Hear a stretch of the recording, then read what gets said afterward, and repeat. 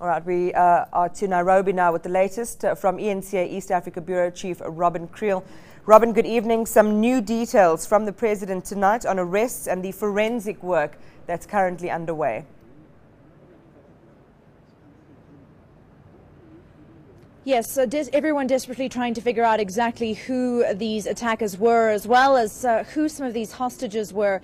According to reports, 18 foreigners among the dead, 6 British citizens from France, Canada, the Netherlands, Australia, Peru, India, Ghana, South Africa and China. One man dead from South Africa.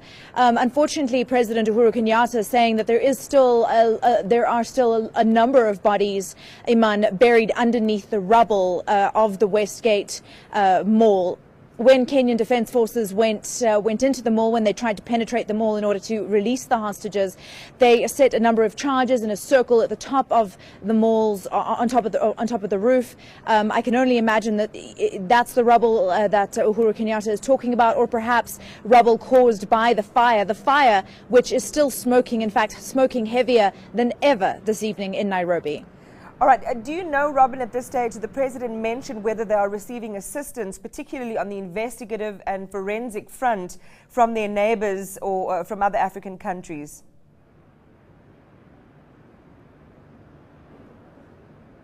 He did mention that he'd been called by a number of world leaders from countries all across the world, from both the West and the East. What President Kenyatta did not say is who exactly is assisting them on the ground. We understand, though, that the Kenyan Defence Force was receiving assistance and advisory. We're not sure exactly what sort of assistance. I do not believe it was military assistance, but probably military advising in this incredibly complex hostage rescue situation from countries like the UK, USA and the Israeli Defence Force. So we understand that those that operation was helped. The Kenyans were helped by those countries. We're not sure if the forensics will be helped as well. I'm sure, given that a number of the hostages are foreigners, that the various embassies will ask to be involved, at least in some way included. Significantly, though, Robyn, and very importantly, you mentioned in our earlier crossing, it seems, based on the information coming to light, Al-Shabaab was meticulous in the preparation and planning months before this attack ever took place.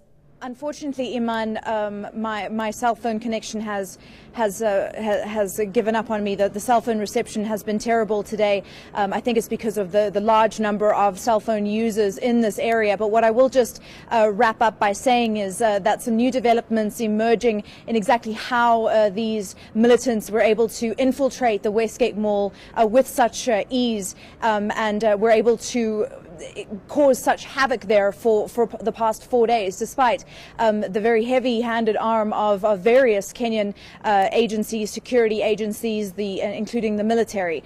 What we understand is that these attackers, or at least members of these attackers, rented one of the shops of the Westgate Mall and were getting boxes delivered that they were filling with, this is according to sources inside the security sector, with ammunition and weapons as well.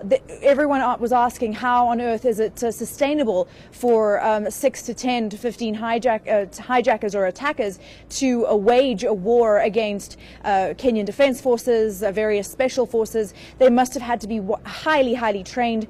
They must have had to do some real research into the schematics of that entire building. They must have had to really look at the various exit points, entry points, how to corral all the people into a certain area. And of course, we understand now that they have indeed rented a shop somewhere in the mall and were having these boxes of ammunition. How on earth were they having so many firefights without running out of ammunition? That is one of the key things that has come out today, and I'm sure more details will emerge on exactly how this very intricate, highly organized plan, act of terrorism was put together and constructed here in Nairobi, Kenya, over the past few months or perhaps even years. I'm live in Nairobi. Iman, back to you in Johannesburg. Thanks very much for that, Robyn. News that moves. eNCA.com.